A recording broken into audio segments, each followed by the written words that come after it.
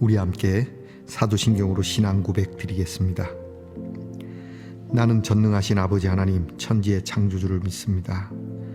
나는 그의 유일하신 아들 우리 주 예수 그리스도를 믿습니다. 그는 성령으로 잉태되어 동정녀 마리아에게서 나시고 본디오 빌라도에게 고난을 받아 십자가에 못 박혀 죽으시고 장사된 지 사흘 만에 죽은 자 가운데서 다시 살아나셨으며 하늘에 오르시어 전능하신 아버지 하나님 우편에 앉아 계시다가 거기로부터 살아있는 자와 죽은 자를 심판하러 오십니다. 나는 성령을 믿으며 거룩한 공교회와 성도의 교제와 죄를 용서받는 것과 몸의 부활과 영생을 믿습니다. 아멘. 오늘 우리가 함께 부를 찬송은 찬송가 19장입니다. 찬송하는 소리 있어. 찬송가 19장을 함께 부르겠습니다.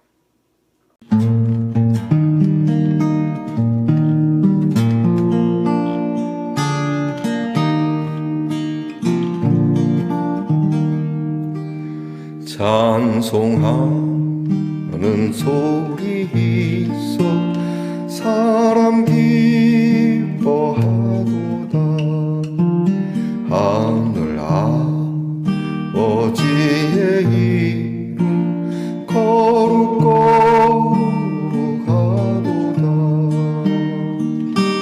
세상 사람 찬양하자. 거룩하신 하나님께 할렐루야 할렐루야 할렐루야 아멘. 하나님의 나라 권세 영원토록 있도다. 하나님의 영광 거룩거룩하도다.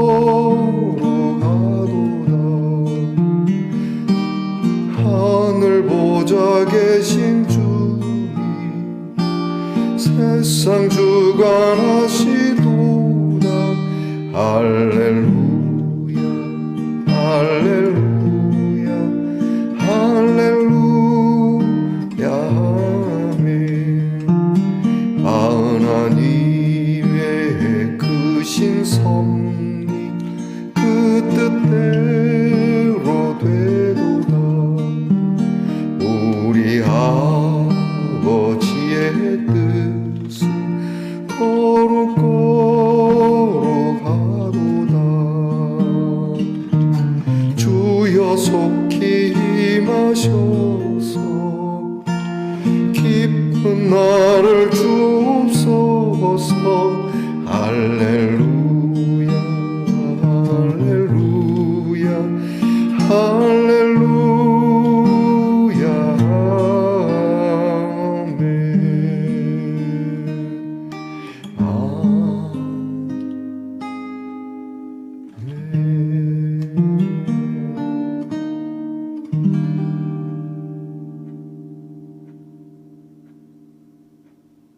우리 함께 겸손한 마음으로 기도드리겠습니다.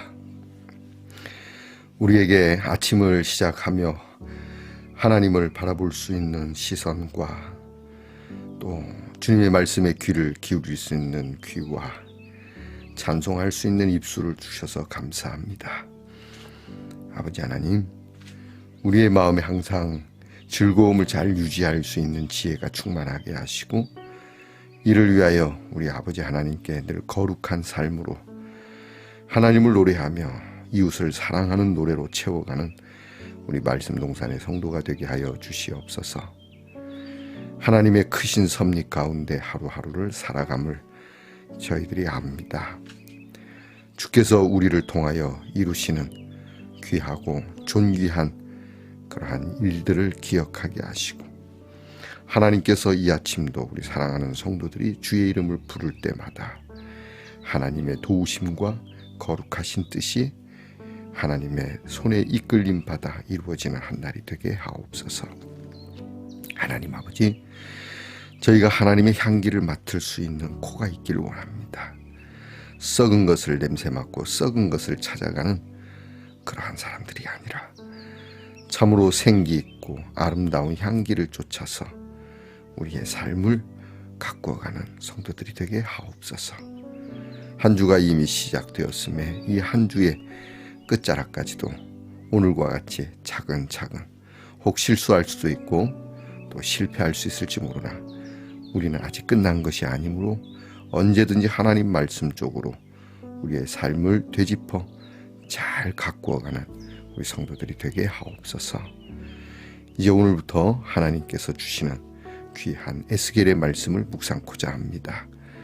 하나님, 귀한 말씀 또 한 권의 성경의 말씀을 가지며 하나님 앞에 은혜의 그릇을 준비하여 귀한 말씀으로 하늘의 귀한 뜻을 저희들이 받을 수 있게 하옵소서.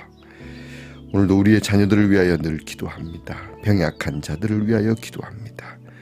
우리 아픈 자, 우리가 기도해야 할 우리의 자녀와 나아가 이 나라, 이 땅, 그리고 세계 곳곳에 하나님의 평화가 필요한 것을 위하여 저희들이 기도하게 하시고 하나님께서 우리의 기도에 귀를 기울여 주셔서 하나님의 선하신 뜻대로 이루어지게 하시옵소서.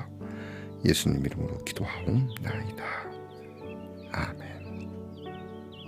오늘 우리가 함께 나눌 묵상의 말씀은 에스겔 1장 1절로부터 3절까지의 말씀입니다. 에스겔 1장 1절로부터 3절까지의 말씀을 저와 함께 소리를 내어 읽겠습니다. 30째 해 넷째 달 초 닷새에 내가 그발 강가 사로잡힌 자 중에 있을 때에 하늘이 열리며 하나님의 모습이 내게 보이니 여호야긴 왕이 사로잡힌 지 5년 그 달 초 닷새라. 갈대아 땅 그발 강가에서 여호와의 말씀이 부시의 아들 제사장 나 에스겔에게 특별히 임하고 여호와의 권능이 내 위에 있으니라. 아멘. 말씀 동산의 성도 여러분, 지난밤 편안히 잘 주무셨습니까? 주님의 이름으로 문안드립니다.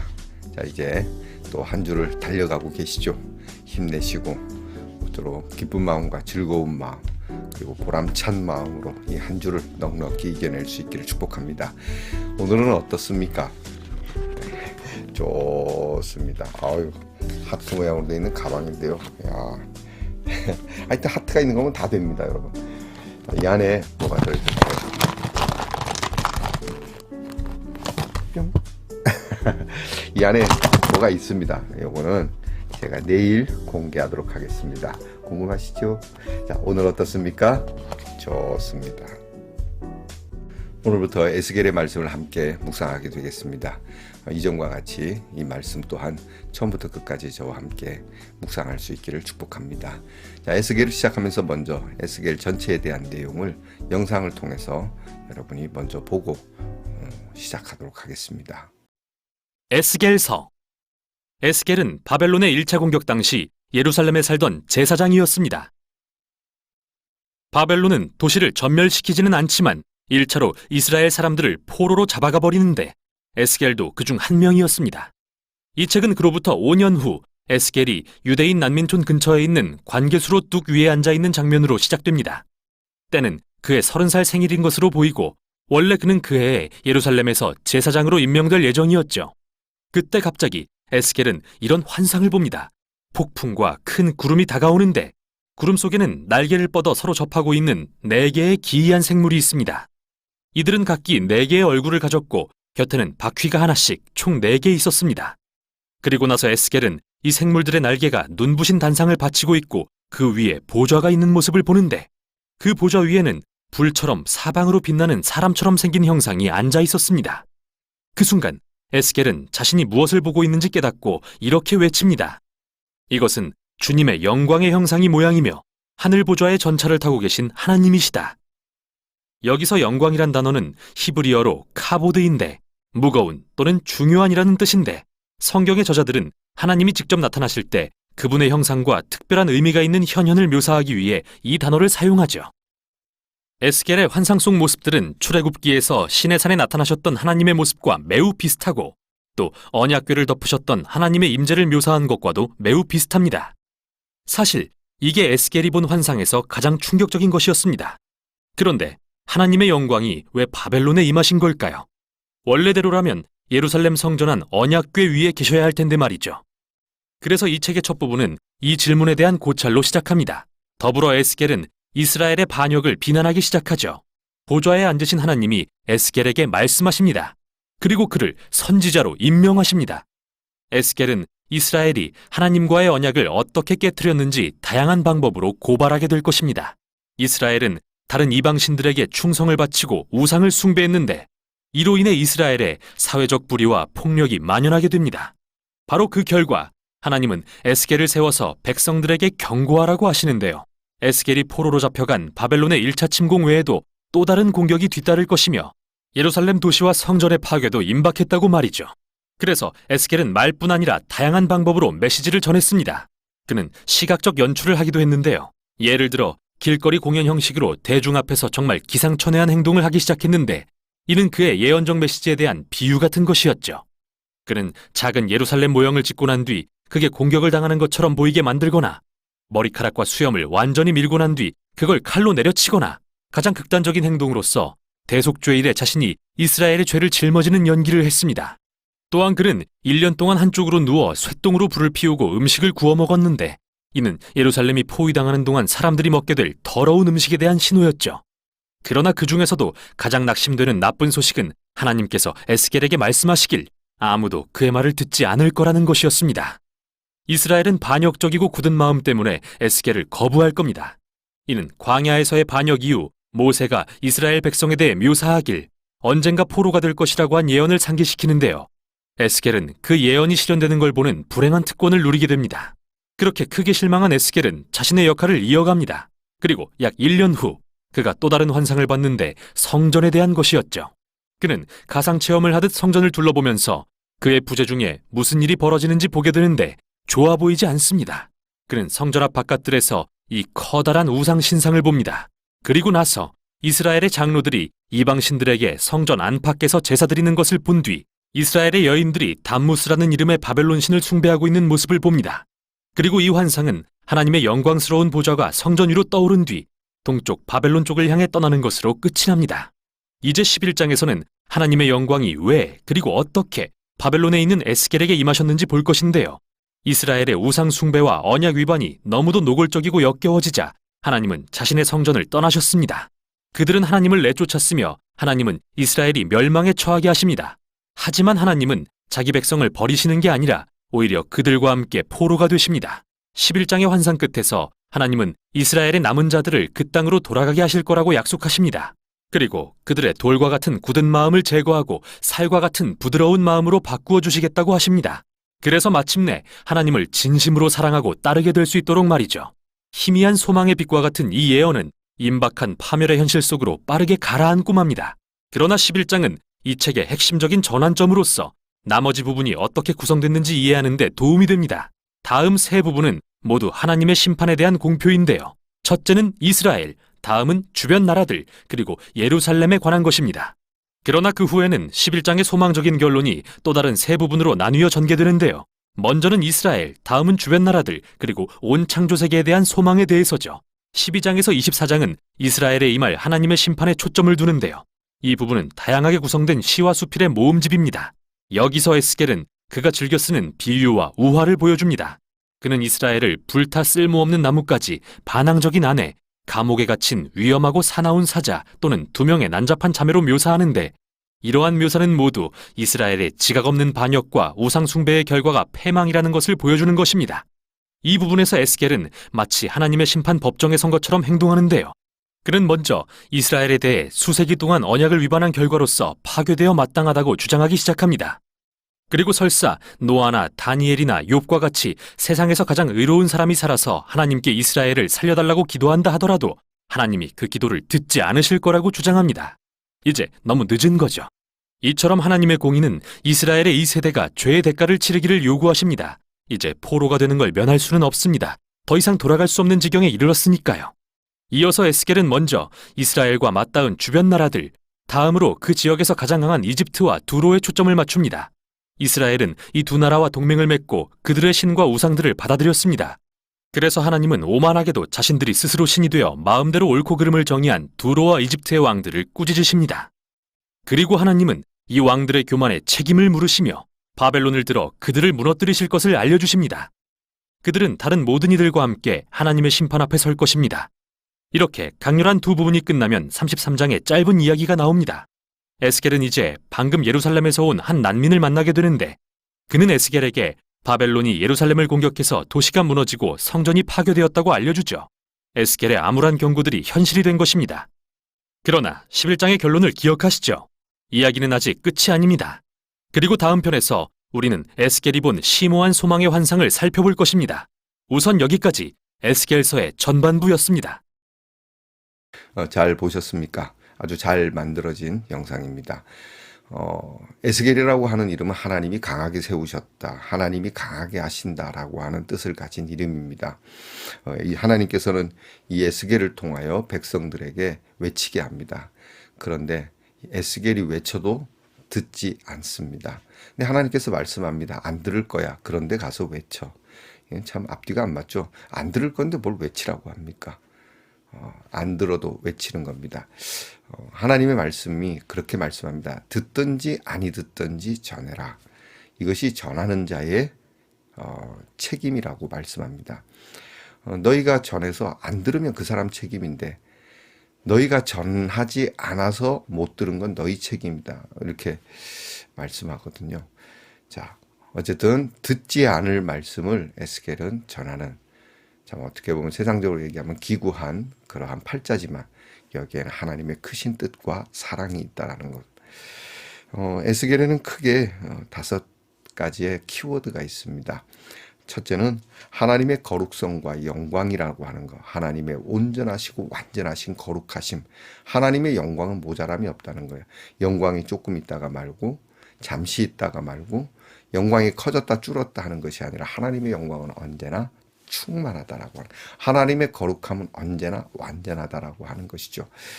두 번째 키워드는 죄의 문제입니다. 개인적인 죄든 사회 공동체적인 죄든 국가적이든 민족적이든 인간에 대한 죄, 그리고 이 죄는 하나님이 반드시 물으시고, 그리고 이 죄를 하나님께서는 반드시 이렇게 물으신 대로 갚으신다라고 하는, 그러니까 죄 지은 대로 하나님은 심판하신다라고 하는 것이죠. 세 번째 키워드는 회복입니다. 죄로 인하여 우리가 형벌을 받을 우리, 그리고 형벌을 받고 있는 우리가 회복되는 것이죠. 곧 우리의 불완전함이 온전함 쪽으로, 우리의 거룩성, 우리의 믿음, 우리 나아가 우리 인간의 인간됨, 하나님의 형상, 이 모든 것을 회복시키시는 이 회복이 키워드가 됩니다. 네 번째는 지도자들입니다. 빠지지 않죠. 선지서의 모든 내용 가운데 지도자는 빠지지 않습니다. 여러분이 나는 지도자가 아니야 뭐 이렇게 얘기할 수 있을지 모르지만 여러분은 여러분 몸의 지도자죠. 가정의 지도자, 사회의 지도자, 여러분 조그만 어떤 멤버십의 한 자리를 맡고 있다면 그것도 지도자입니다. 물론 우리가 나라를 다스리는 지도자보다는 권한이나 또 뭐 그런 책임이 크지는 않겠지만 어쨌든 지도자라고 일컬어지는 모든 사람들에 대한 말씀이 나오죠. 좋은 지도자들을 만나야 할 텐데, 마지막입니다. 예배가 빠지지 않습니다. 에스겔에는 성전에 대한 아주 세밀한 묘사와 그리고 예배의 영광과 은혜의 번짐, 그리고 하나님의 거룩함 앞에 서 있는 그런 참 워십 서비스에 대한 이 말씀이 나오게 됩니다. 자, 이렇게 거룩함, 죄, 회복, 지도자, 그리고 예배라고 하는 이 5개의 키워드를 가지고 저와 함께 에스겔을 함께 묵상하며 우리 기도도 하고, 여러분 이 말씀의 동산은 결코 성경 공부 시간은 아닙니다. 약간의 이해를 위해서 이 성경의 배경이나 역사를 이야기는 하곤 하지만 우리 말씀의 동산은 오늘 하루 말씀 듣고 그리고 기도하고 그 말씀을 힘입어서 믿음으로 승리해보자 하는 그런 매일의 묵상일 뿐입니다. 자, 여러분 오늘도 귀한 말씀, 앞으로 에스겔을 통하여 주실 하나님의 귀한 여러분 말씀을 통해서 내가 하나님 앞에 고백할 수 있고 또 이웃들에게 전할 수 있는 좋은 어록, 있지 않을까라고 하는 이 마음, 기대의 마음으로 여러분이 승리할 수 있고 또 이 말씀을 대할 수 있기를 축복합니다. 기도하겠습니다. 에스겔의 귀한 말씀 주신 하나님께 감사드립니다. 귀한 말씀 속에서 우리에게 주실 은혜를 사모하고 기대하고 설레는 마음으로 이 말씀을 받게 하옵소서. 예수님 이름으로 기도하옵나이다. 아멘. 하늘에 계신 우리 아버지, 아버지의 이름을 거룩하게 하시며 아버지의 나라가 오게 하시며 아버지의 뜻이 하늘에서와 같이 땅에서도 이루어지게 하소서. 오늘 우리에게 일용할 양식을 주시고 우리가 우리에게 잘못한 사람을 용서하여 준 것 같이 우리 죄를 용서하여 주시고 우리를 시험에 빠지지 않게 하시고 악에서 구하소서. 나라와 권능과 영광이 영원히 아버지의 것입니다. 아멘.